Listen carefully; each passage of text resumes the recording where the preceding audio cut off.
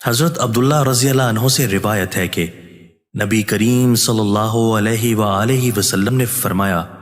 سب سے بہتر میرا زمانہ ہے، اس کے بعد ان لوگوں کا جو اس کے بعد ہوں گے، پھر جو ان کے بعد ہوں گے، اور اس کے بعد ایسے لوگ پیدا ہوں گے جو قسم سے پہلے گواہی دیں گے، کبھی گواہی سے پہلے قسم کھائیں گے۔ حضرت ابن عباس رضی اللہ عنہ نے بیان کیا کہ میں نے نبی کریم صلی اللہ علیہ وآلہ وسلم سے سنا، نبی کریم صلی اللہ علیہ وآلہ وسلم نے فرمایا، اگر انسان کے پاس مال کی دو وادیاں ہوں تو تیسری کا خواہش مند ہوگا، اور انسان کا پیٹ مٹی کے سوا اور کوئی چیز نہیں بھر سکتی، اور اللہ اس شخص کی توبہ قبول کرتا ہے